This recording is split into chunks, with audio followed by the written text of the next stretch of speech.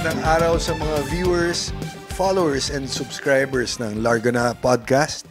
Magandang araw sa inyo dahil special day again. It's episode 15 and the title of our episode is The Rise of the Next Generation, featuring the one and only idol ko na breeder to from Negros Occidental, Mr. Dante Hinlo. Bati muna tayo sa ating mga viewers, Sir Dante. Magandang araw mga kalarga na. Dante Hinlo po ng DVH and Sons Game Farm at nandito ako sa Larga na at magandang araw sa inyo. Bumati na kayong Tagalog. Batiin nyo naman yung mga Negrense natin ng mga kababayan dyan. Mayong aga sa tanan, sa taga Negros, taga Bacolod, kag mga kaupod ko nga mahilig sa industriya sa bulang, ari kita subong sa Larga na, episode 15. Yon. Okay, so naintindihan ko yung sinabi niyo, Sir Dante. Gamay lang. Gamay lang. Jutay lang.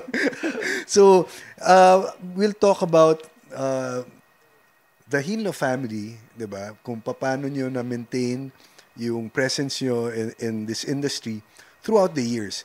But of course, we'll start with yourself muna, Sir Dante. We'll talk about your educational background, saan po kayo nag-aral, and then ano pong course kinuha nyo ng college, and if you, kung ano man course yun, ito ba yung pre-practice nyo right after you graduated, or kwento nyo po sa amin. Miguel, nag-umpisa ako nung elementary, nasa Don Bosco Technical Institute ako, Victorias. And then, nung high school, University of St. Lasal. And then, doon ako nag-graduate din ng college. Nung that time na nag-aaral kami, nahilig na ako sa pagmamanok. So, nang nag-graduate ako nung college, AB Economics, hindi ko rin na-practice. Pero ekonomista ka pala dapat, Sir Dante. Yan nga eh. Dapat pala sa sa gobyerno ka nagtatrabaho. O kaya professor. Tama. So, sige po. Starting ko, nagkahilig ako naman, grade 4 ako. Every summer, naghahanda ako ng manok, umpisa grade 4, mga kasama ko yung mga kabarkada ko doon sa amin. Bata pa. So nagpapatulong ako sa mga handlers ng father ko, kung paano magpili ng manok, kung paano handain, kamusta yung mga katawan. Hindi pa that time, hindi pa gaano yung mga feeds natin, no? Mga gamot, hindi pa. So kung ano lang yung magaling pumalo, yun lang yung dadalhin sa sabungan every Sunday. Dahil yung lolo ko that time may sabungan sa bayan namin. Even your grandfather pala. Grandfather. The father of your dad. Dad. May sabungan at saka may farm. Mm-hmm. Ang farm nun is hindi ganon kalaki. Mm-hmm. Tamtama lang, he produce siguro mga 200 sa isang taon. Pero that time, 200 heads was already a lot. Marami na. Tapos may handler din. So, nagtitingin ako doon, nagtutulong, at natuto bilang isang mahilig. So, sabi ko nga, yung papunta ng karir ko nito is parang sugarol, no? Gambler. Economist ka naman, sir. Pwede rin. But, ang natuto ko sa bandang huli sa pagmamanok is how to breed and how to condition. Mm-hmm. Hindi ako natuto sa pusta at saka sa sugal. Na kung wala kaming manok, hindi ako pumupunta ng sabungan. At bihira ako magtingin sa laban sa sabungan. Palagi ako sa kaka-house. Mm-hmm. Tapos kung may laban lang ako 3 fights before, yun lang ako tumitingin sa gilid ng gradas. Mm-hmm. O hindi ako mahilig dahil hindi naman ako sa namumusta eh. Would you say that, po yan, itinuro sa inyo ng father ninyo, yung ganyang approach sa sport natin? Unang-una sa lahat, yung father ko, every morning, before ako pumunta ng school, may manok sa harap niya, tinitingnan niya yung mga brood hen. Nandyan lang sa harap niya. Hanggang pagbalik ko sa hapon, nandun pa rin yung mga manok. Tapos bandang uli, nandun siya nakaupo. Tinitingnan yung mga manok. Siguro tinitingnan niya siguro yung ugali. Tapos siguro pinapakuha. Dahil wala na ako noon, nasa school na ako, kinukuha, tinatanong ko yung mga tao. Sinalpo kanina yan. Sabi ko, galing. Sabi nila, pinili niya, ilagay daw sa lagay daw sa breeding pen. Ang breeding pen namin that time is 10 lang eh. Doon din sa backyard namin sa bahay. So, that time, dahil hindi naman ganon karami yung mga imported siguro. At saka yung access sa mga manok. So, natitingnan niya siguro kung ano yung dapat na i-breed niya or ano yung dapat na characteristics na nandun sa certain bloodline. In-observe siguro. So, every afternoon, pag uwi ko ng bahay namin, dahil doon yung breeding area, tumutulong ako mag-collect ng itlog. Ng eggs, okay. By numbers, tapos iingatan mo yan, lagay sa tray, tapos i-record ng ang pangalan ng tauhan namin nun si Lolo Carlos. Matanda na. Pero siya nagre-record ng mga itlog. Tapos yung storage nila yon sa parang cabinet that time. Cabinet na hindi pa ref. Hindi pa, wala pang ref. Wala pang ref that time. So that time na iniipon, ang incubator that time hindi pa patayo. Ang nakita ko doon steel, manipis na steel, na circle, tapos meron parang may ilaw. Lumang klase ng incubator. Old school. Napipisa. Tapos nakikita ko doon hanggang natututo na ako sa manok. Nakikita ko the late Jessica Balsa. Nandun sa bahay namin. Doon nag-breakfast. Tapos doon yung sinasalpok sila ng manok. May isang time doon na nagsalpok sila, Miguel, ng manok.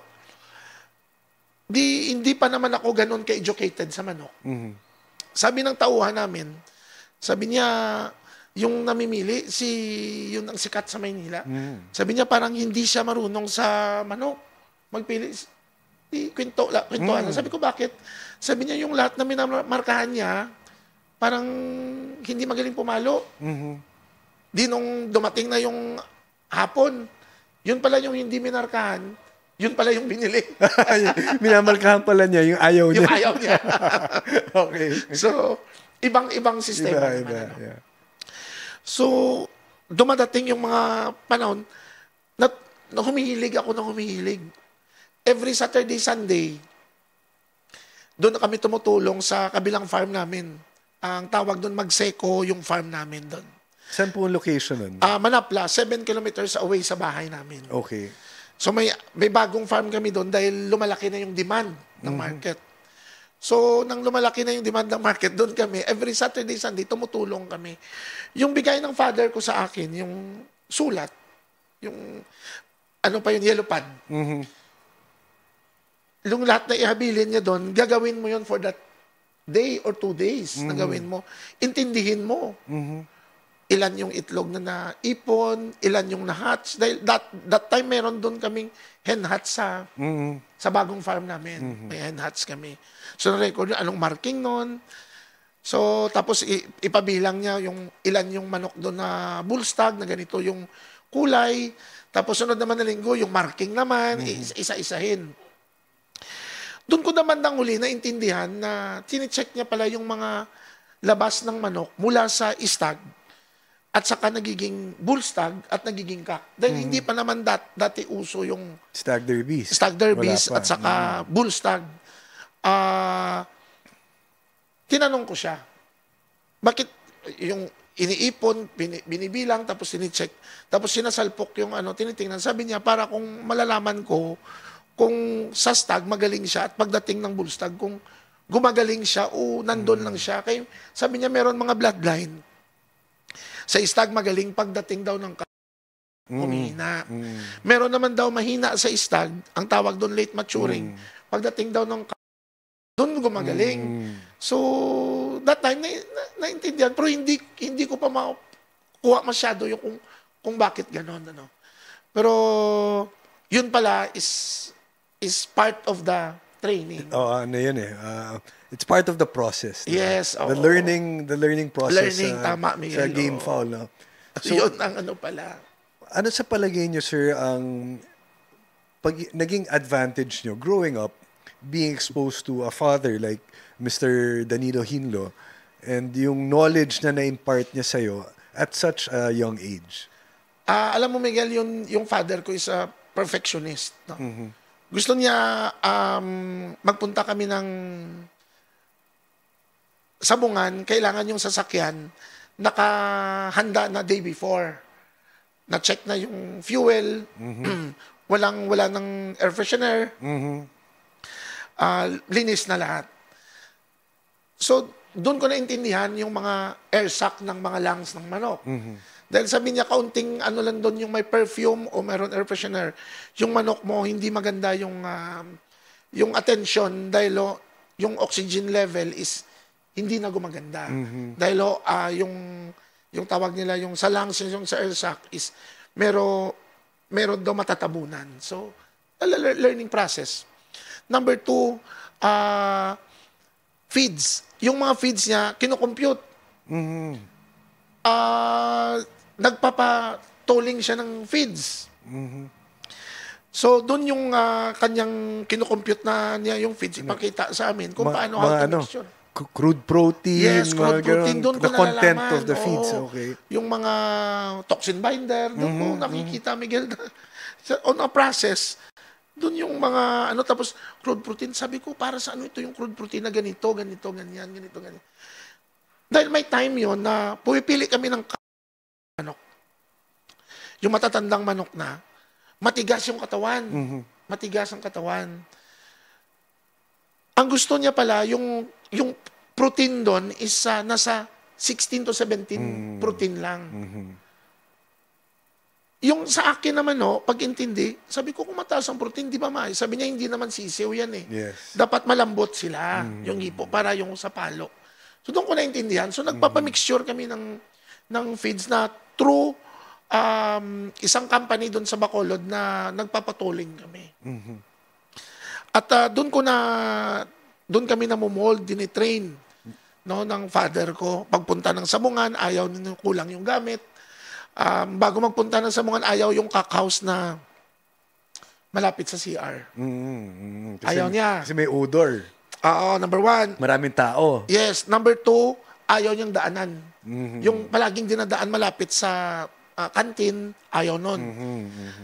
Malapit sa tarian, ayaw nun. Gusto niya medyo malayo. Tapos, 2 days before, palinisan niya yun. Dahil nung una, wala pa naman uso yung mga aircon. Nung time na ako na mahala sa conditioning lahat, nagpatayo na ako ng sariling cockhouse, naglagay na ng mga aircon, at naglagay na ako ng mga dehumidifier. Meron na. Doon ako natuto lahat. Hanggang may mga CR na gano'n na. Parang nag-improve. Okay. So, doon ko lahat natutunan. Tapos, lahat na submission of weight, tinitingnan niya yung original paper mo at saka nag-submit mo sa sabungan. Dati, sabungan, sir. Hindi dapat, dati, Miguel, itatawag mo, hindi yun. Pupunta ka talaga. Yes. To submit. So, yung original paper mo dapat itugma mo doon kay maraming nangyayari na kinokopya ng tagasulat. Mali yung na-encode. So, pagtanggap mo, dalhin mo lang pa uwi, kinabukasan, mali na yung wing band. Isang number. Up to the small details, your father was very hands-on in teaching kayo, yung mga anak niya, na maging very particular sa detalye ng lahat ng aspeto about the sport. Ganun po ba? Ganun. Dahil katulad yan, mga kaunting bagay. Pagpunta namin ng sabungan, magdala kami ng yung sa kiluhan na 2 kilos, yung bakal, kinakalibrate namin yon. Sa mga maliit lang na bagay, gusto niya i-calibrate para malaman daw yung weighing scale kung anong difference ng bawas. Tama. So, yung weighing scale nyo sa cockhouse versus the one sabungan. Sa official. So, kailangan i-calibrate. Okay. So, magkaiba daw. So, tinitingnan namin, magkaiba talaga. Magkaiba talaga, no? Kahit same brand, magkaiba. Dati yung mga weighing scale, yung mga pangalan, Nutex at saka Otex. Yung mga hindi pa digital, no? So, mga ganon, Miguel, yun natututo kami. Paano maghawak ng manok, paghuli ng manok sa loob ng flying pen. Pag maghuli ka ng manok sa flying pen at saka magkakalabog, handler ka, pagagalitan ka. Sabi ko nga, anong maganda na gawin na para hindi manok? Sabi niya, kumuha ka ng inahin. Inahin para maamo yung manok mo at least hindi ma-stress masyado. So, sabi niya, mga isang linggo na ganunin mo, maamo na yung manok mo. So, parang ganun mga Effective ba yung ganung technique, sir? Yung tinry niyo yung tinuro ng father niyo na gagamit ng hen to tame a man fighter. Ganun po. Dahil ang mga katulad niyang Miguel sa stag, no? Ito, ngayon, stag season. Pag nilagay mo yung mga stags natin sa flying pen, pagpasok mo palang takot sa'yo, ikaw yung hahabol. Ikaw yung lalapit, ikaw yung hahabol sa kanya. Pag may inahin ka, ibang kwento. Ikaw yung hahabulin. Okay. Parang may punto. At saka magandang dahil pag ganun mo lang sa inahin, siya yung lalapit, bitawan mo dun yung inahin, pakuha mo lang sa tao mo, ibigay mo sa tao mo. Mahipo mo na agad at saka hindi sila maidlap. So, magandang pamamaraan. So, from your father ho yun, di ba? Mula sa kanya yun na tututo namin. Okay. Ano pa yung mga unique na techniques na natutunan nyo from Sir Danilo? Yung pagbitaw ng manok, pagbitaw ng manok, gusto niya, hindi kami maunahan ng pagbitaw ng manok. Tapos ayaw na dun yung sa manok na kung dun sa gradas, yung parang hinawakan mo lang, tapos paglarga, yun na lang pag-hit mo. Gusto niya palakarin. Okay. Yung manok. May mga ano pa kami, may mga flying pen kaming taas ng flying pen. May ilaw. Bago kami umalis ng papuntang Samungan, dapat hintayin namin nalilipad. Hindi naman namin makukuha doon. Kay mataas. Kukuha pa yung tauhan namin ng upuan at saka kukunin doon sa taas. Para daw mag-loosen up yung manok. So, lahat naman ng mga turo niya, ma-apply mo. What would you say, sir, among all those yung mga techniques na maliliit na bagay, ang applicable pa rin sa panahon natin now, sa modern times? Sa ngayon, Miguel, no, nakita ko is kung i-apply mo, walang masama. No? Walang masama is, I think, advantage sa'yo. Sa naghahanda, advantage. Number 2, kung may mga other techniques na incorporate mo doon, mas maganda pa. No? Pero at least, kung sa baga, yung basic nandun na eh. Na nabigyan ka na ng basic, ikaw na lang mag-develop kung paano mo i-develop sa bandang huli. Okay. Speaking of your father, no, Sir Dante, growing up, na being exposed sa big time na ng mga labanan because of your father, ano ho doon sa mga labanan during his time ang standout sa memory niyo as one of the most memorable championships of your late father? Meron kaming isang laban doon na Miguel, no, sa Iloilo. Iloilo Coliseum, yung lahat na sabong ng Bacolod, ang pangalan ng Negros Slashers Group. Doon yung Bacolod, dahil nagka-disband yung ibang grupo, doon ilalaban sa Iloilo. Napansin ko, every punta namin ng Iloilo, ang manok ko, kung ilagay ko sa barko,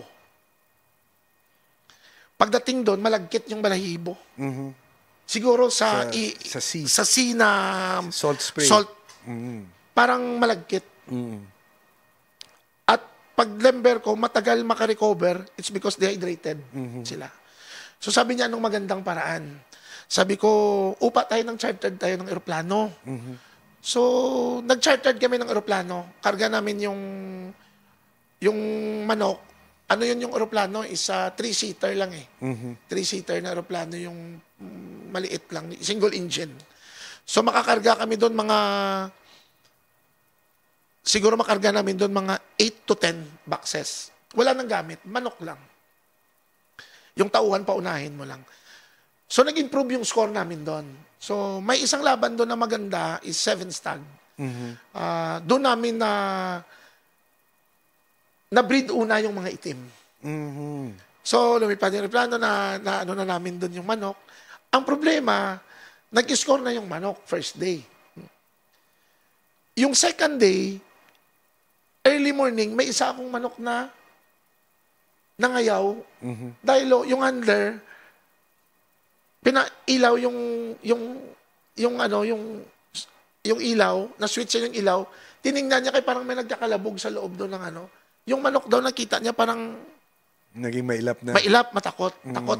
So, nagkuha ako ng isa pang manok naman doon sa Bacolod.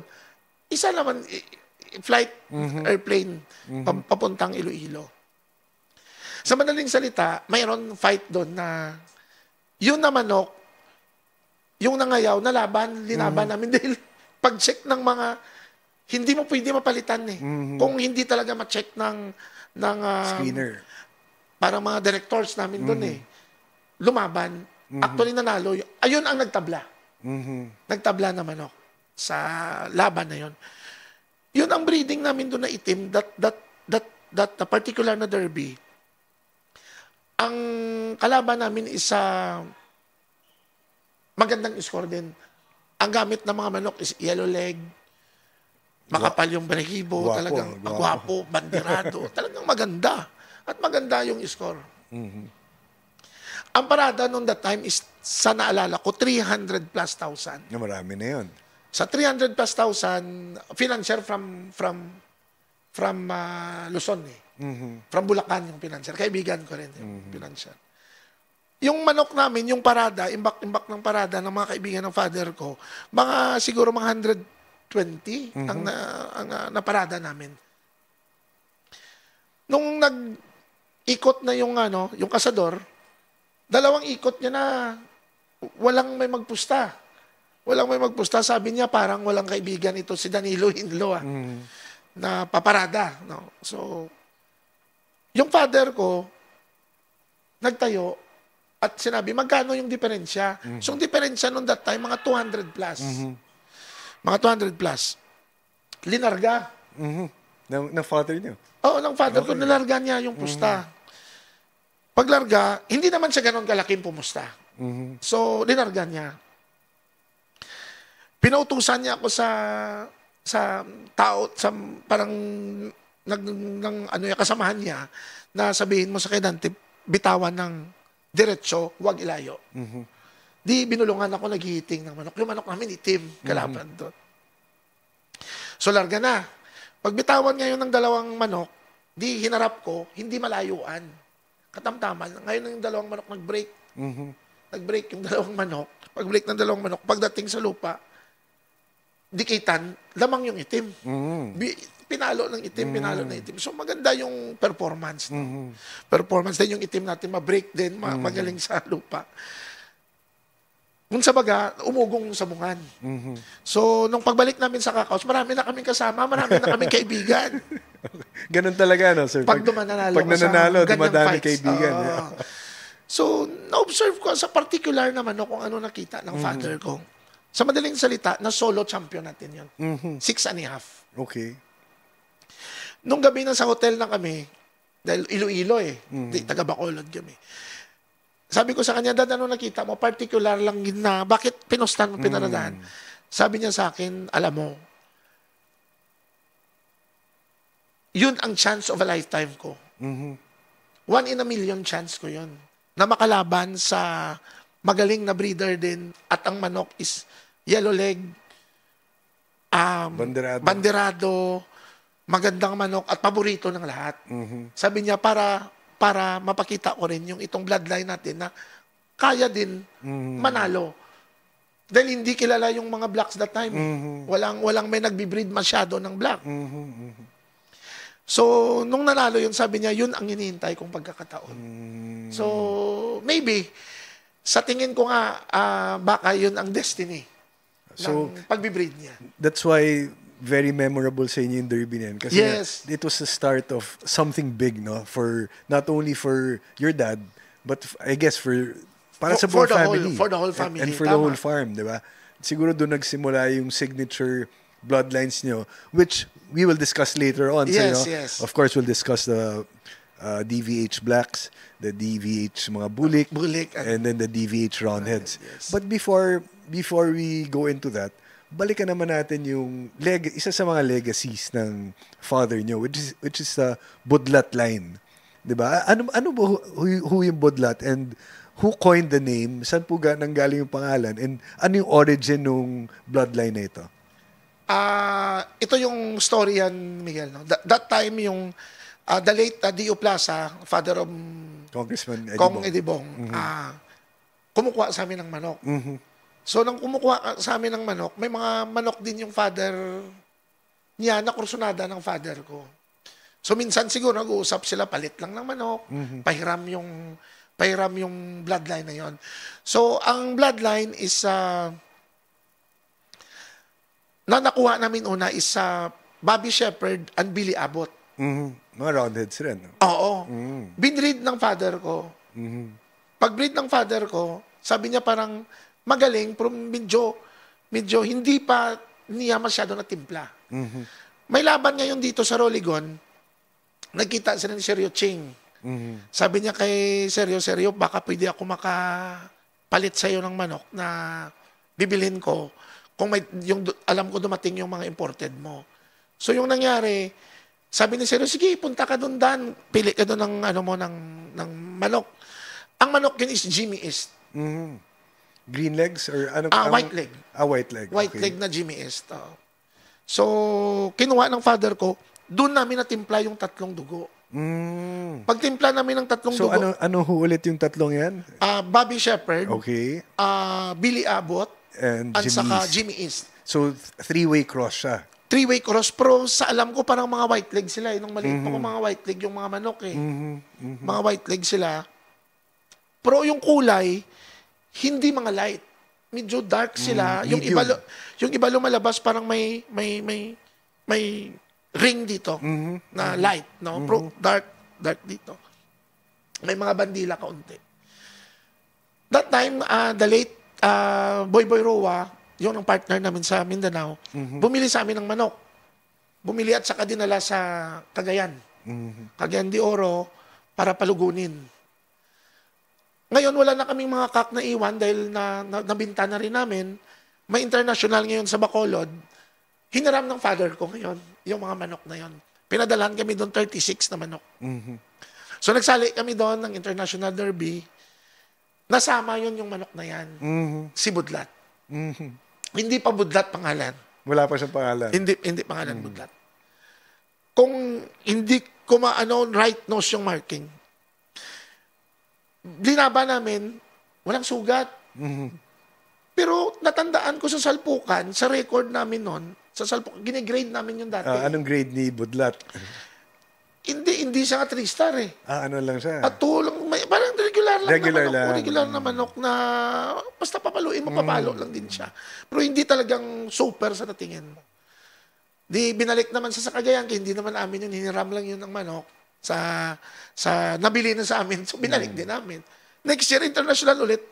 Pagdala, hindi naman kami doon namimili, pinapadala lang eh. Nasama naman ulit, no? Okay. Linaban ulit nanalo. Nung ika-3rd year, nabalik siya, pero may sugat. Nanalo sa 3-time winner. Tapos ngayon, nabalik sa Cagayan, nalagay nila sa breeding pen, ilan lang yun mga yun. Hindi formal breeding nila. Dumating yung anak ni Ninong Boy, kinuha at linaban sa Topada na balda. Aray. Na balda, pero hindi balda na mamatay. Okay. So, okay pa siya. Na balda, so, yun ang history ng Budlat. Ngayon, niyaya kami ni Ninong Boy na mag-breed doon. Doon na nakuha si Budlat dahil naggaling niya nung manok na yun eh. Na panalo, ganyan. So, binreading siya, yun ang umpisa. So, for the sake ng mga viewers natin, bakit tinatawag na Budlat? At yun, triangle yung ulo, puro yung mata, nakausli. Ang laki ng usli ng mata. Okay. Tinatawag niya ng budlat, kaya yun pala, yung parang naka-usli, yung parang dito. So, sabi ko nga sa father ko, bakit dad magaling siya, yung mga offspring magaling. Sabi niya that time, kung ganun yung mata ng manok mo, sa nakita, doon sa manok na yun na, lahat na angle, Yes. Yung vision niya. yung vision niya, Field of vision, malawak. tama. Kaya dahil sabi niya, kung ikaw ang tao, takpan mo yung isang mata mo, mahirap mo i-read yung ang brain mo, mahirap mo i-read kung kung sa baga malilito ka. Sabi niya si Budlat, katulad ng manok niyan, kung isa lang, pero siya, lahat na angle makikita niya. So yan siguro yung advantage niya. Pero hindi kagandahan ng manok, katamtama lang na. Tapos yung mga anak, bumabato ng magagaling. Ay, so nung brinid si Budlat, Yung mga anak niya, ang offspring, maayos. at i-breed mo, magagaling. Magagaling. Ang appearance ng mga the mga offspring ni Budlat, ano pong itsura? Is it the same as a father or nag-iiba na itsura? Parang tatay niya rin. Ganun din. Pero dalawang klaseng lumalabas, medyo may dark, may bandira sila eh. May dark at saka may lemon dito na kaunti. Yun ang lumalabas na mga offspring niya. So naipasa ni Budlat sa kanyang offspring yung mga dominant dominant traits. physical traits. Niya. Yung fighting style naman po. Fighting style, sila is nagbe-break. Pero ma-brainy yun na manok dahil sa round head siguro. Pag pinalo mo, lumalabas. Tapos babalikan ka. Yun na mga klaseng manok na dati na typical na mga laban na kung hindi ka sasama lilipad, papaluin ka sa lupa. Aabangan ka lumanding. Parang ganon sila na mga convertible na style ng manok. Oo. Would you say, Sir Dante, na that kind of fighting style, during those times, no, nung mga panahon na yun na ang daming panalo ng father ninyo, applicable pa ba siya sa present time ngayon? Yung ganong klaseng iwas, counter? Sa ngayon, umiba na talaga yung umiba na talaga yung pananaw natin sa sabong. Siguro kung ganun na time at sa yung generation niya dito ngayon, yung generation, siguro kaunting kaunting i-refine lang siya kaunti. Dahil hindi siya ganun yung height. Yung height. Tapos yung tipo ng manok na binibili ng mga buyers. Handlers ngayon. Handlers and buyers. Yung handlers na umipupunta sa iyo, hindi siya masyado hindi mapipili. Dahil yung katawan medyo mabilog lang na medyo maiksi, hindi mahaba yung katawan niya eh. So, i-refine lang siguro. Okay. That time. But the bloodline is kung i-continue mo yun at saka i-refine mo, mas siguro excel pa rin. Okay. So aside from the Budlat line na pinauso at pinasikat ng inyong father na si the late Danilo Hinlo, ano pa ang tingin yung legacy na naiwan ni Sir Danilo sa ating sport as a whole? Number one, yung mga kung tungkol sa bloodline. Or kung tungkol sa bloodline, alam mo, yung father ko, gusto niyang gumawa ng sarili niyang kung sa baga timplada. Ang palaging binabanggit niya sa akin sa manok dahil hindi naman kami, sabihin natin, hindi naman kami na swerte na nakapunta kami ng US at siya talagang pumili. Dahil as I've said na 2 hip replacement siya. So, hirap siya travel, hirap siya sa ganun, no? So, sabi niya sa akin that time, I will produce something out of nothing. So, inintindi ko palagi yan, I will produce something out of nothing.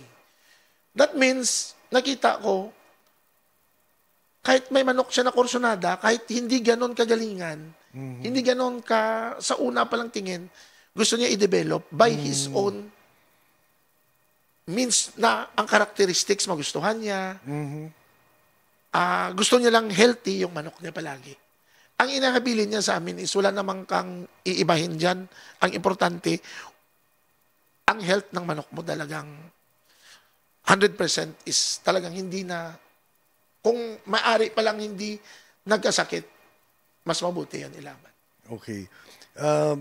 kung buhay pa yung father nyo, sir, anong tingin yung reaction niya sa success ninyo as his son and yung success ng kanyang grandson na pumasok rin dito sa sport natin? What would you think will be his, yung masasabi niya sa pag-sustain niya ng kanyang legacy? Sa tingin ko, matutuwa yun. Mm-hmm. Dahil that time na nandun kami nagtumutulong sa kanya, yung kanyang palagi is tinuturuan kami, minomold niya kami. But I think kung sa mga grandson niya na, sa mga apo niya siguro is natutuwa siya na may nagmana sa kanya. At sa tingin ko marami pang dapat niyang i-develop at saka for mga suggestions para sa amin. At the same time siguro yung mga ma-apply pa din natin yung mga gusto niyang magawa. But sa tingin ko rin, Miguel, yung anak ko na si Paul is matutuwa siya dahil parang katulad niya magtingin ng manok. Sa totoo lang ako pag bloodline, pag nagustuhan ko manok, okay sa akin pag-ipo. Minsan pag napili ko na sabihin niya sa akin, Dad, sandali, para yung likod ng manok. Yung kulay niya parang hindi pantay sa isang inahin doon Nakuha niya sa lolo, no? Siguro, Miguel. Tiningnan ko, oo nga, no? Oo nga, no? Sabi niya, lalabas talaga yan, Dad. Yung pagiging masela, no? Yes. Yung pagiging particular about the small details nakuha ni Paul from his grandfather. Tapos meron kaming sinalpok na pinilian ko ng mga broodstock namin. Mga broodstock. Iniisa-isa niya, tingin, ito, Dad, mas napili ko na yan. So, hindi hinahayaan ko dahil gusto kong matuto din siya sa the way na gusto niya. Dahil ang breeding namin ngayon, Miguel, dun sa farm is lahat na ireleggan niya. Ako nagpili lahat, from blending, siya magbiblend dun ng manok niya. Yun lang ang inano niya sa akin na yung yellow leg, ang kanya lang lahat yellow leg. Sweater, Albany, and yellow legged Dutch. Yun lang yung kanya. Yung iba, continue namin breeding. So parang meron siyang sariling experimental Diyan sa experimental area, experimental line. All those yellow-legged bloodlines, kanya lang. Kanya. Okay. Sa kanya, para madali namin ma-identify kung anong lumalabas na, at madali namin i-correct. Tama. Kaya kung i-mix blood namin yon, magulo. Magulo na. Magulo. Sobrang gulo. Okay. So, yun na maintain namin. At saka, I'm sure, matutuwa yung lolo niya. Gusto ngayon magbitaw, sabi ko, yun lang hindi sa namumusta, hindi namumusta ng... Gusto niya lang magtingin sa manok at saka mahilig lang sa binta. Sabi ko, yun ang tama. siya pala dapat yung economist. Tama. Baliktad kami. So, speaking of bitaw, meron kayong, pinag-usapan natin kanina yung signature bitaw ni Mr. Dante Hinlo. Na tinuro ba ng father niyo to? Sir, binanggit niyo kanina Yes, about the stance of bitaw. Pinag-aralan ko yun yung stance ng bitaw. No? Hindi naman natin sabihin na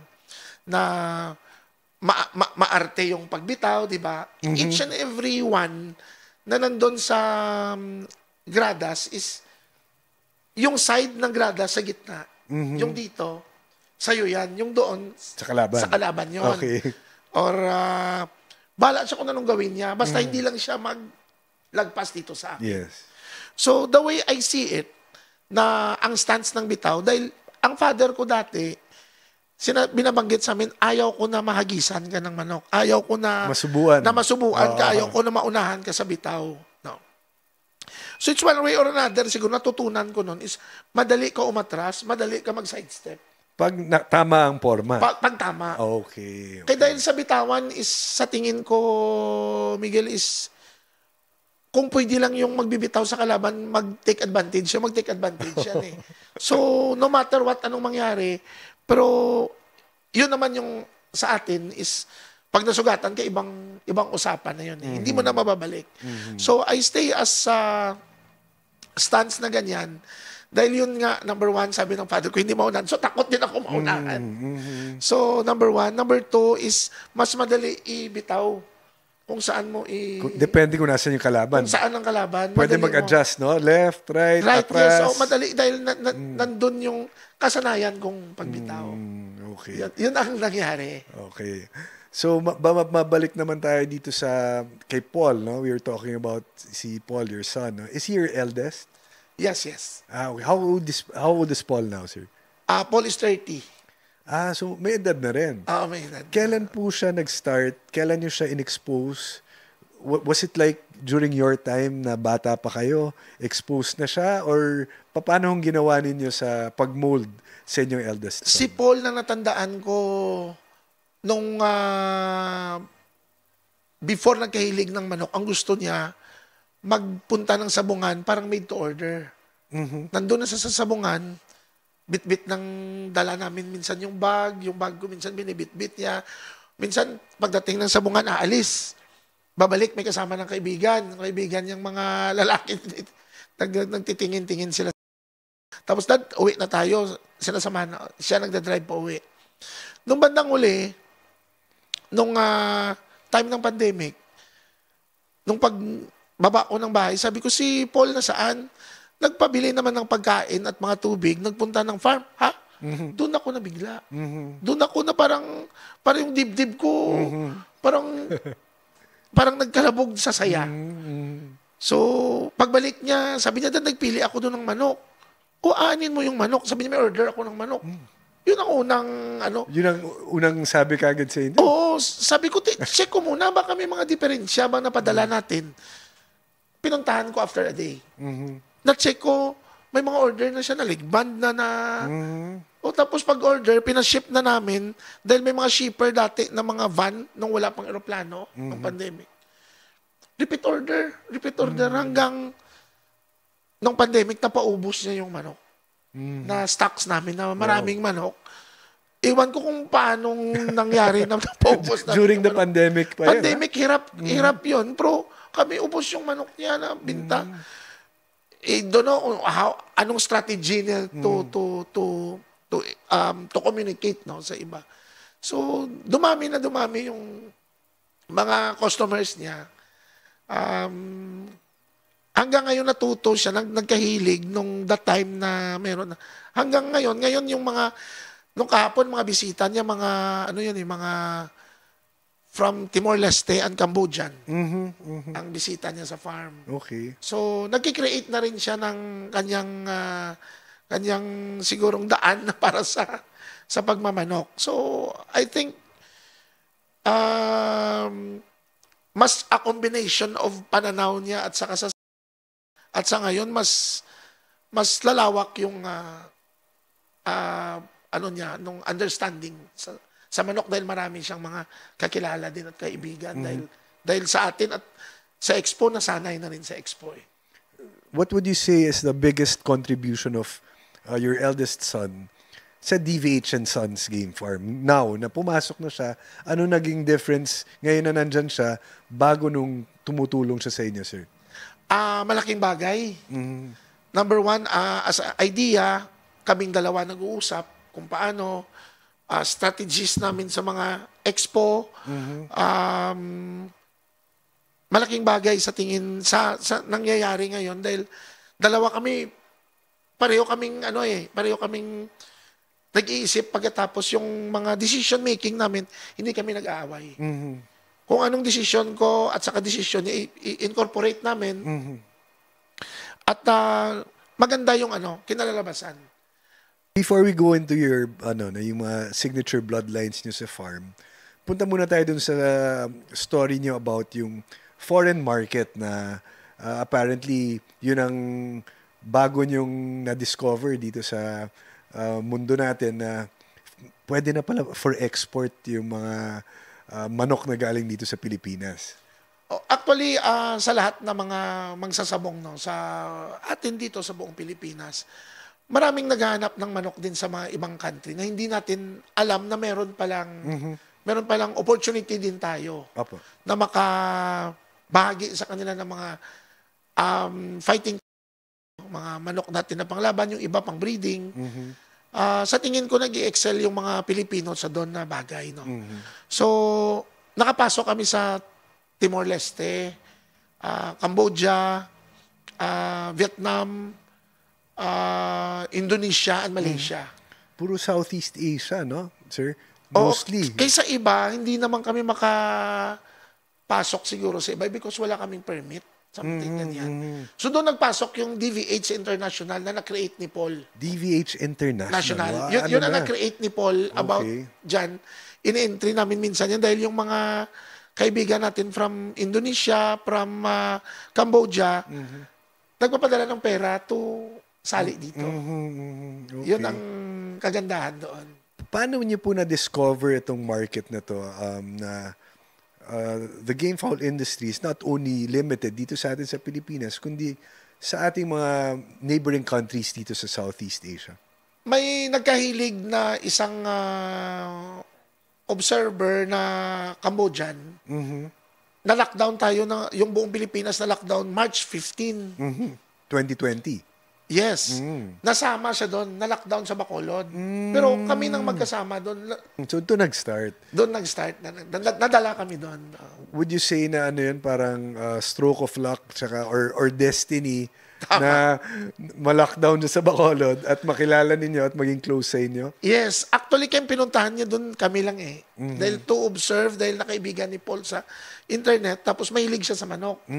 Okay, speaking about yung market natin sa abroad, would you say that the foreign market is bigger or yung domestic market na local market natin dito mas malaki pa rin sa sales revenue compared to the foreign buyers? Mas malaki dito. Local pa rin. Sa local natin. Kung ako siguro patingnan mo na sa yung international market namin siguro na sa dyan lang sa mga 30%. Okay.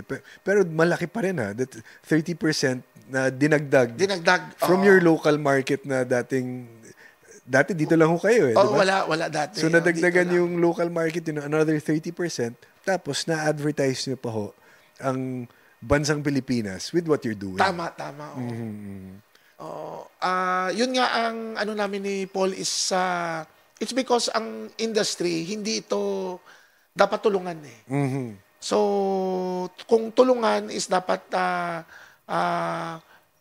kung mapalawak natin yung mga katulad sa Pilipinas na makalaban din tayo doon, makapunta tayo doon, why not to explore other places or country na parang Olympics ba? Yun ang isang pananaw ko dyan. Okay. Sir Dante, mapunta naman tayo dito sa bloodlines that you have in your farm, no? Let's talk about first, yung kinikwento nyo kanina, yung unang signature line na pinauso ng father nyo, which is the DVH Blacks. Sa ano pong origin ito? Ano pong physical characteristics? Ano pong fighting style ang nagustuhan nyo? And kwento nyo sa amin itong mga blacks na to, sir.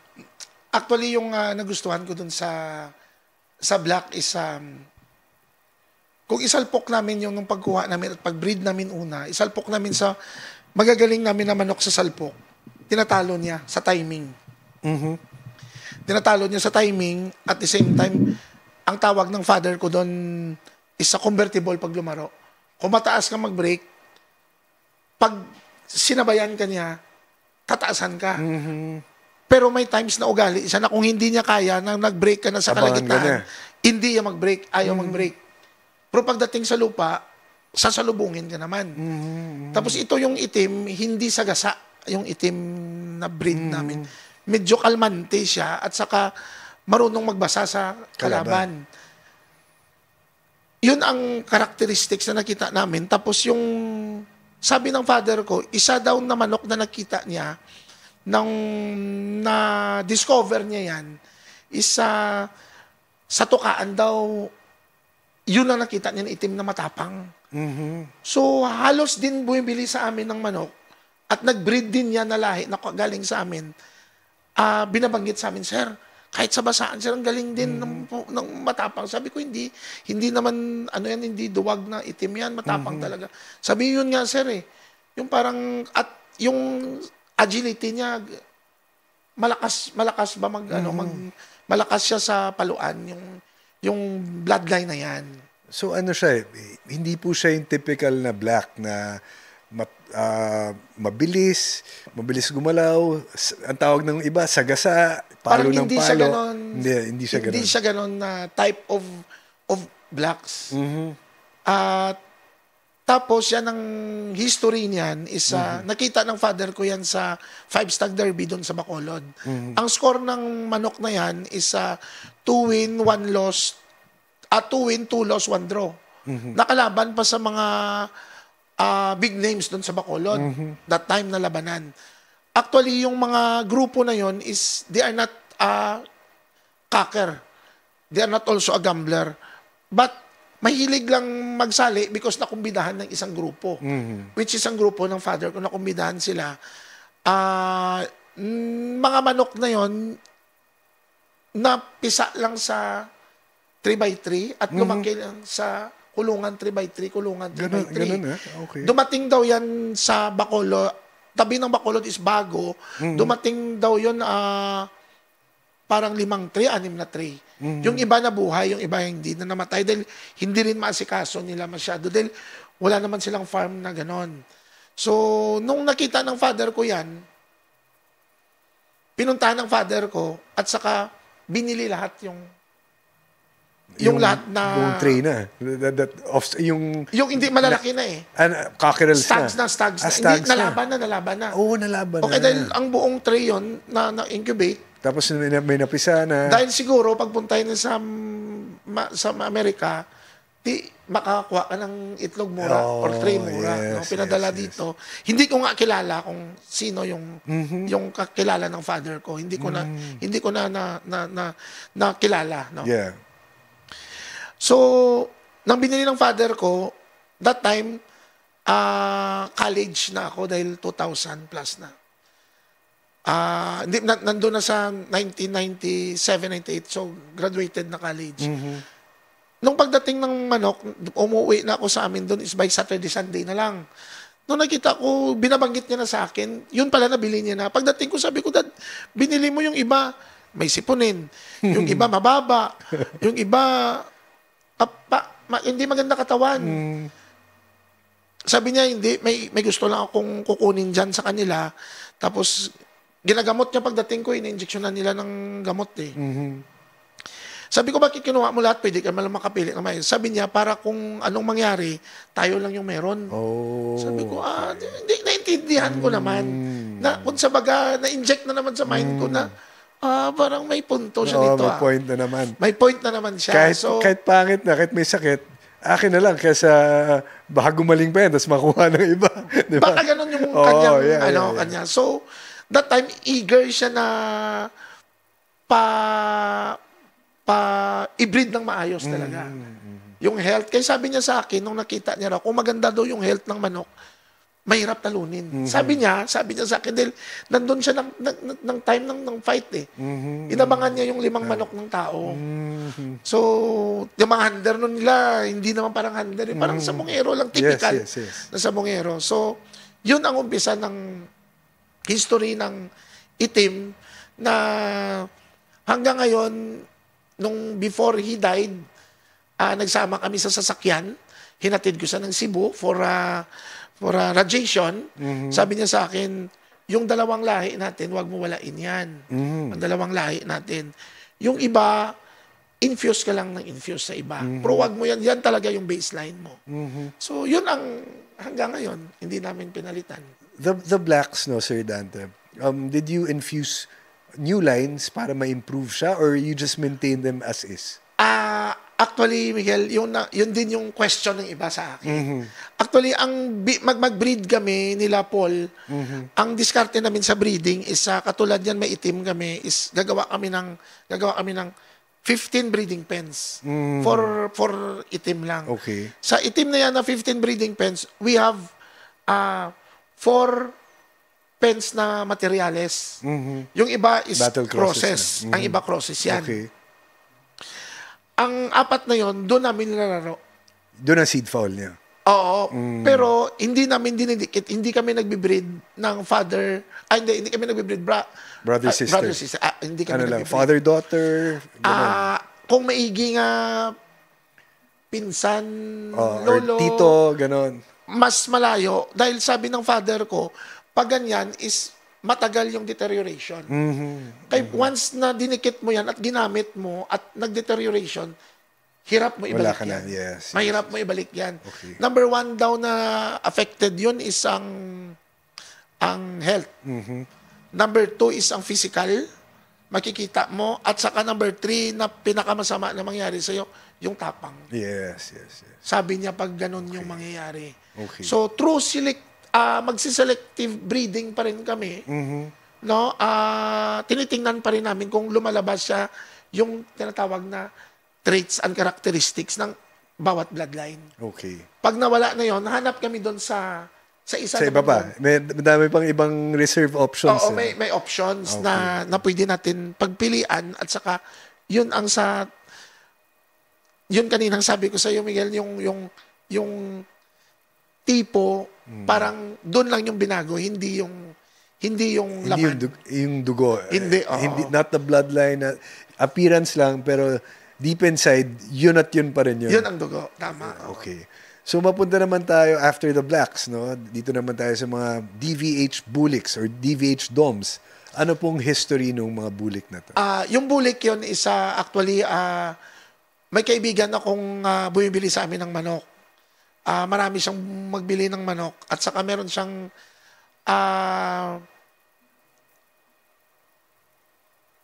na-finance na manok ng bakbakan kay paring Jenjen Arayata at nag-champion. Pag-champion ng manok, binanggit niya sa akin, sabi niya, pare, nag-champion ako, finance ko yun kay Jenjen. Sabi niya, meron ako doon, padalhan kita. So, nakuha ko yun, yung sa farm nila, pangalan ni Paulo Hison at saka ni Cyrus Howe. Si Cyrus Howe or Cyrus Lau, yan ang nagbumibili sa akin ng manok. So, pinadalhan niya ako ng 2 piraso. Pagdating sa farm, ang gusto ng father ko, every dumating yung bloodline na bago, ikakabit talaga sa mga bloodline namin na nandun na. So, unang kabit namin doon, meron siyang round head. Yung isa nun is kinabit namin sa old line na sweater. So, yung mga sa Dan Gray round head is medyo dark na lumalabas na red at bulik na dark. Yung sa kabila, parang yellowish na Sweater na yun. na sweaters. So, yun ang nangyari. At saka, maganda yung resulta. Pag pinatanda namin, maganda yung resulta. So, ngayon, binibreed namin ni Paulo. Parang kung sabihin natin, sabi naman ng iba, walang puro. But yung sa amin is, bulik-bulik lang namin yung binibreed namin. Yun ang ginawa namin para hindi yung mawala yung babalik yung kanyang kaysa i-cross mo lahat na i-cross, ang mangyayari hindi mo na makitaan ng bandang uli ng materyales na gano'n. Okay. So, after the bullocks, dito naman tayo sa, of course, I think, dito kayo rin, aside from the blacks, itong mga DVH roundheads, isa sa mga sikat na bloodlines ng DVH and Sons. Alam mo, Miguel, yung mga bloodline nyo namin is na binabanggit natin kanina, is yun ang mga tinatawag namin na base bloodline. Ito yung pag-uusapan ngayon natin, ito yung Dan Gray Roundhead, which is, sabi daw ng iba, it has a claret blood.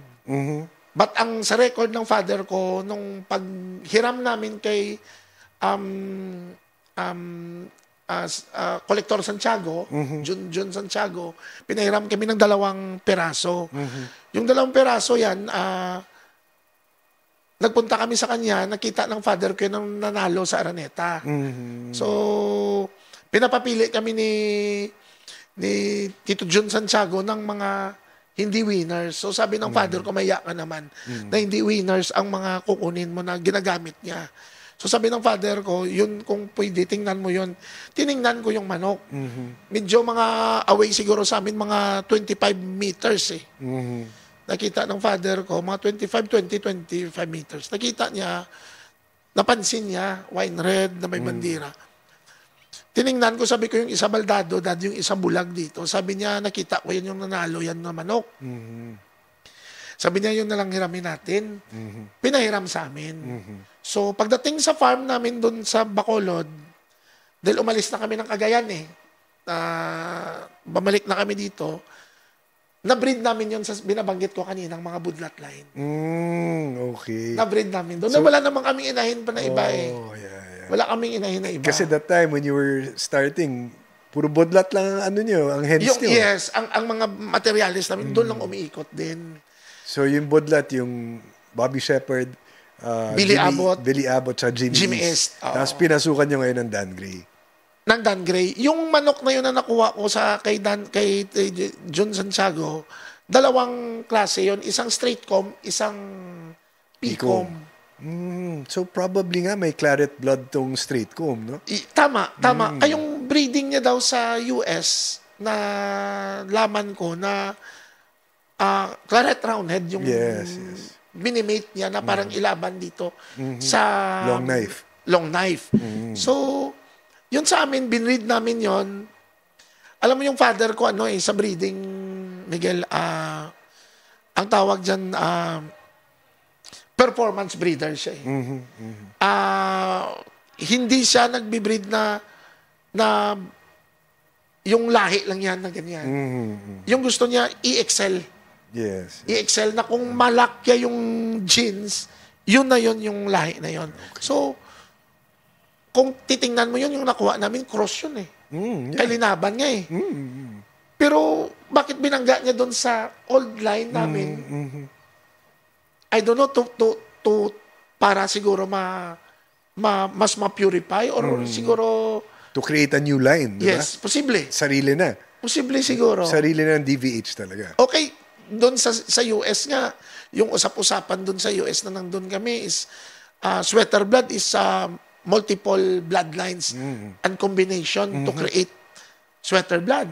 May mga version pa doon na iba na meron white hackle, may radio. May McLean. Yes, may maraming na-breed. Pero, may Kelso, may yellow-legged hatch. But, ang pinanggalingan nun, kung tutuusin mo sa lahat-lahat ng mga breeder dun is, came from the 5K line. So, yun din siguro. Ganon din ang concept Ganon yung idea. Yun din siguro yung concept ng father ko, which is, mula pa dati, yun, kahit hindi narinig yun, but, yun din siguro yung konsepto niya. Hanggang na breed namin at sa totoo lang maraming kumukuha sa bloodline na ganyan na mga Dan Gray, roundhead. Sinasabi ko nga sa kanila, late maturing yan. But nagkiklik daw kung i-breed nila. Nagkiklik daw kung i-breed nila. Yung mga manok na ganyan. Yung characteristics or physical appearance ni Dan Gray, yung mga Dan Grays, they are, sometimes, pag nag-breed ka, meron lumalabas straight from bihira. May bandira, at saka white leg na... Black spur. May lumalabas, minsan na black spur, minsan wala. Okay. Minsan, no? Typical na roundhead siya. Tapos yung lang, kagandahan lang doon, sa napansin namin, every time na isalpok mo siya, yung paa niya palaging parang, ang tawag ng father ko doon is parang baril na nakakrak. Paglapit mo, pinuputukan ka na lang. Na-observe lang namin. Parang ready talaga. Magaling cutting. Nakaganyan Tapos pagpasok mo, ginaganyan ka lang agad. Hindi siya multiple shaft lang. Yes. Single stroker. But accurate cutter siya. Tsaka mataas mag-break sir? Nagbe-break. Nagbe-break talaga. Pag mag-angatan kayo, hanggang kahit lagpas ilaw kaya. Diba? Nagbe-break talaga. Malakas sa break. Yun na mga bloodline yung mini-maintain natin. But if I have ibang bloodline, like for example, may ibang bloodline ako na ipapasok. Example ko lang may ipapasok ko. Like for example, yung mga bulik, cross ko lang yan sa itim. Yeah, meron nga. No? Meron, yes. Bukas meron akong ilaban doon na i-show ko doon sa So, yun ang mga blending. Yes. Doon lang ako nagbe-blend battle crosses na, yan. Doon ako nagbe-blend lang sa amin. Hindi ako nagpapasok ng ibang bloodline to blend. Yung blacks, when crossed to the Dan Grays, ano naman ang resulta? Nagbabandila yung itim. Nagbabandila yung itim, Dirty feet, minsan. dirty fit. Isang gusto kong cross yan. Dahil may ilag at saka lumakas sa break sa taas. yung itim. And probably mas naging early maturing na. Mas nag-early. Pag-cross na sa black. Yes. Kaysa Dan Gray lang na late maturing. So yun ang mga base bloodline namin doon. At saka ngayon no, yung mga breed namin na mga binabae, pinaparami ko ngayon. Dahil that time, maraming nag-inquire, maraming gustong bumili. Ang problema, naka-ano ako sa Indonesia. Naka-contract kami doon sa Indonesia. Lahat ng Hennies. Yes. So, kanila sold na lahat. Wala sa na. kanila, oo. But ngayon, sabi ko na mag-breed din ako dahil marami din tayong mga kakilala na gustong magkaroon ng ganyan. Okay. Dahil yung sa amin ni Paul is how to help the industry. Yes. Sa mga gustong maka-acquire na tama lang yung price at saka para masaya ang industriya. Pag tayo lahat ay maraming mga bloodline na mix up nila, baka nga yung maraming nag-mix up dyan, baka mas tinatalo pa tayo ng ganyan. So, yun lang yung mga bloodline natin doon sa farm. Okay. Being one of the top breeders in Negros, which is sinasabi nila the game fowl capital of the Philippines. Bilang isa sa mga tinitingalang breeders, kayo naman po, sino tingin nyo dito sa buong Pilipinas ang isang breeder na tinitingala nyo rin or ina-idolize niyo na tingin niyo magaling na breeder? Breeder. For me, isa sa breeder na tinitingnan ko sa ngayon isa Bravo, Mr. Bebot Uy. Nung lumalaban ako sa Davao dati, nakikita ko yung mga manok niyang binibreed. Nakapunta ako sa farm niya but nag-farm visit lang kami doon. Marami siyang mga bloodline na mga, kung sa baga mga old bloodline. Yes. Nakikita ko doon at ang linalaban nila. At nagpunta ako kay Mel Sims, nagpunta kami kay Mel Sims. Yung picture siya lang doon sa bahay ni Mel Sims. Parang silang dalawa talaga magkasama. Wala nang ibang picture na iba. Bravo lang. Siya, yan. Yun pala sabi ni Mel Sims is parang ninong niya yata. So, ganun, nakita namin. So, yun ang inaano ko dahil isa siya na madaling makakuha ng bloodline sa US. Yes. So, magaling na breeder. Yes. Actually, kaya niyang kumuha ng mga bloodline. So, naipon niya na rin ang mga maaayos na bloodline na gusto niyang kanya is, I'm sure is hobby lang yun niya. Yeah. Hobby lang yun. Sinasabi nga ng marami, Sir Dante, na si Mr. Bebot Uy daw, hindi mo na kailangan pumunta sa Amerika. Mas magaling ang bloodlines na minentain ni Sir Bebot. Wala na sa US eh.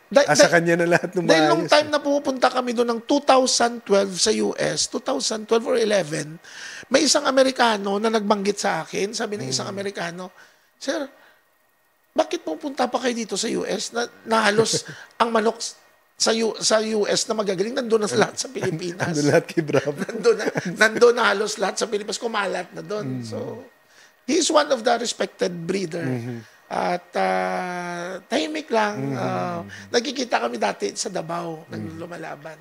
Okay, speaking of laban naman, Sir Dante, sino naman ang, sa palagay nyo, being breeder and also a fighter as well, sino tingin nyo ang isang fighter sa Pilipinas na kung pwede, ayaw nyo makaharap kasi nagagalingan kayo sa kanya? Laban. Laban naman. Fighter naman. Among the fighters. Laban, ako personally, Apo. isa sa kinakatakutan ko na labanan is Boss AA. Bakit tanungin ako bakit? Number one is he have a lot of manok na pipilian. At saka magaling din yung mga handler niya magpagalaw ng manok. At importante dito sa labanan, hanggang sa uli may stock ang manok eh. So, yun ang isang... Kumbaga sa basketball, malalim ang bench, no? Na marami yung pagpipilian. Maraming pagpipilian. Oo, bumibili sa mga magagaling na breeder. So, yan no, mahirapan dahil katulad ko, Miguel, ang pinoproduce ko lang, ilalaban ko.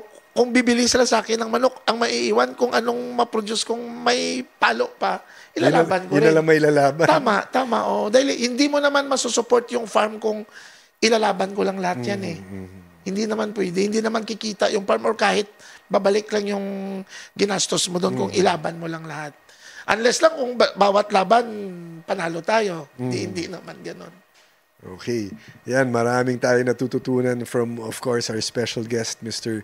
Dante Hinlo of Negros Occidental. But before we move on with our program, Sir Dante, batiin lang muna natin itong mga, mga commenters natin sa YouTube na palagi nagpapa-shoutout sa atin. So, yan, batiin naman natin si Mr. Red Naxela.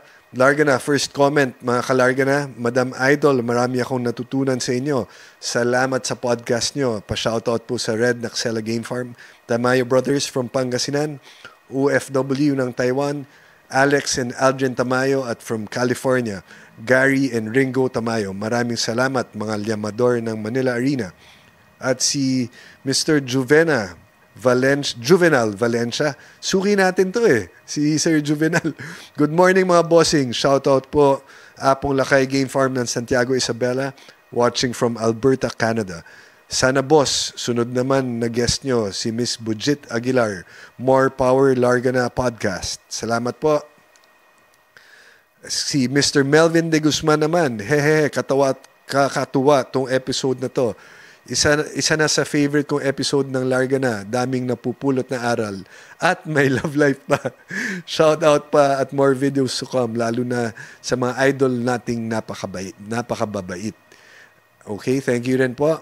And then si Calib TV 2066, ipatawag niyo si Arnold. Siya next interview niyo. Haha, masaya to. Wala si Sir Arnold nun eh. Si Ma'am Rona lang eh. Okay, si Mr. Ivan Cardona. Mabuhay po mga bossing.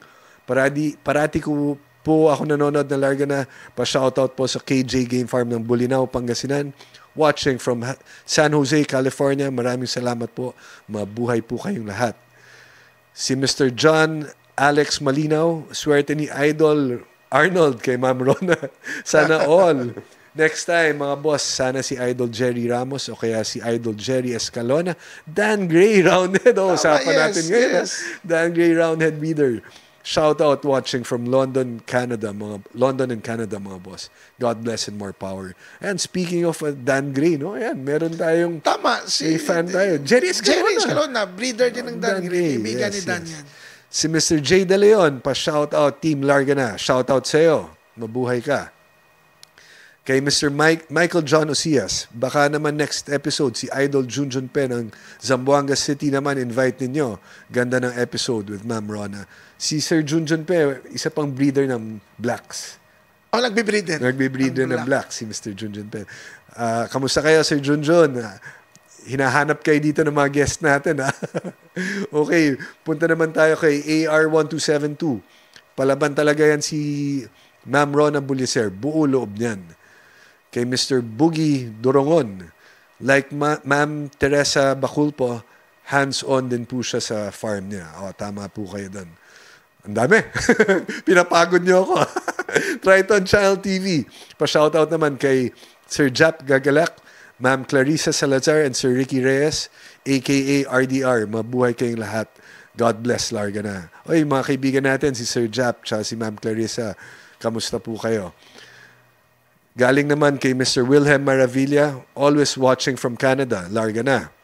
Kay Mr. Ma'am Lucy Ramirez. Kaya't naging interesado ako manood ng podcast nyo. Gaganda ng topic. Maraming salamat sa inyo, ma'am. Meron pa? Oy, sa akin pala to. Baka pwede sunod si Jerry Espina ng Mount Panamao Game Farm. Watching from Edmonton, Alberta, Canada. Sige po, pag hindi po busy si Kong Jerry, imbitahin po natin. Si Mary J. Cuyugan, Budjit Aguilar naman po sana next. Iniimbita ho namin. Kaso lang, mahihain po si Ma'am Budjit. Okay, Backyard Breeder Game Farm. Andito na ako, mga Lodi, bagong taga-subaybay. Ayan, maraming salamat, Sir Backyard Breeder. Maraming salamat po. Naubos ang boses ko doon. Maraming salamat sa mga nagko-comment at bumabate. And Sir Dante, meron yata nagpapa-shoutout. Yes, to Eric Bautista of Sydney, Australia. Kamusta dyan? At salamat to at naka-acquire kayo sa amin ng mga bloodline natin. So hindi lang pala sa Southeast Asia, Sir Dante, pati Australia. Meron din. So ang DVH and Sons, kalat na sa buong mundo. So before we end our program, would you want to make any shoutouts or acknowledge yung mga sponsors or mga yung mga brands nyo like Salto and Excellence? Yes. Sige, Sir Dante, go ahead. Magandang araw, mga ka-Excellence. Ako po si Dante Hinlo sa muli, endorser ng Excellence. Yung Excellence is being part of success of DVH and Sons Game Farm. Kami ho yung unang endorser for 31 years. Na ngayon, yung father ko yung unang endorser. Nung una, pag mag-seminar kami, yung father ko dati, pag mag-seminar is pentel pen, Manila paper, sa ilalim ng kahoy. Okay. Sa ngayon, meron ng projector, meron ng cameras, lahat-lahat, no? Yan no, yung isang tumulong sa farm din namin. Hindi din kami ho magiging successful kung hindi din sa tulong ng mga gamot ng Tatak Excellence. Isang bagay kahit anong breeder ka, kahit anong magmamano ka, kung wala kang gamot na inaasahan, mahirap mo palakihin din yung manok mo. Dahil hindi weatherproof yung manok eh. Pag mag-ulan, magkasakit, physical, kailangan may gamot ka talagang maibigay sa kanila. No? Tungkol naman sa mga kasalto na mga kaibigan ko dyan, naging endorser kami ng Salto dahil nakita ko magandang suporta nila sa amin sa farm. One call away sila. At the same time, yung feeds nilang binibigay namin doon palaging bago. So, yun ang advantage namin sa Salto. At marami kaming mga din sa Salto. Seminars, abangan nyo yung mga seminars din namin. Salamat po sa inyo. Okay, so thank you, Sir Dante. Before we go, baka makalimutan na natin, i-announce po namin ang mga upcoming schedule sa Manila Arena. Ayan, on September 3, Wednesday, ito, magandang labanan po to. PTM Sunhaven 7 event. Big event na to kasi palaban to ni Mr. Paulo Malvar. 55 ang entry fee at 55 din po ang minimum bet. Ayan, ano na po to local banded stags. WPC local banded stags lang po ang accepted. And on September 6, magkasunod po to, Wednesday and Saturday, ang 7 event naman hosted by Congressman Amben Amante, ang fantastic San Marcos 7 event. Ayan, 110 ang entry fee, 55 ang minimum bet. WPC local na rin ang tanggap dito. Ayan, ngayong September po, tapos na yung early bird, patapos na. So, WPC local naman tayo.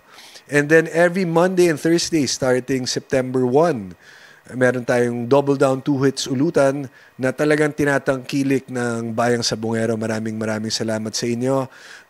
Dahil no minimum bet po ito. Tapos no entry fee. 5-5 ang minimum bet. 50K every champion. Bigay kaagad ang premyo. Pag bearing to bearing naman po, 40,000 po ang premyo pag parehas kayong pa-champion. So yan po, no entry fee, 5-5 minimum bet, 50K bigay agad every champion. Yan, sa Manila Arena po yan, every Monday and Thursday this month of September.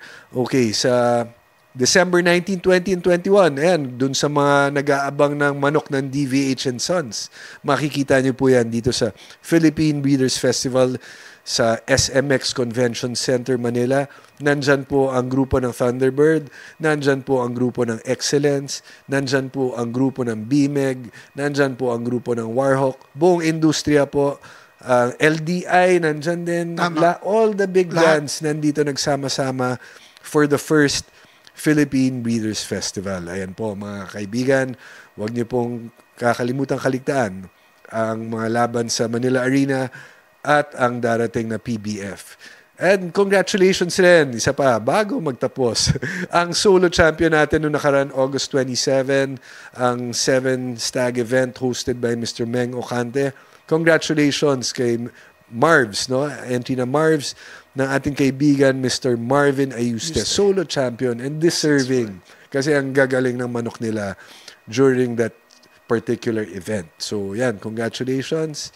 And wag niyo po kalimutan ang Larga Na Podcast, i-like, i-subscribe, and i-share po ninyo ang aming social media platforms. Mapapanood niyo po ang full episodes on YouTube and on Spotify.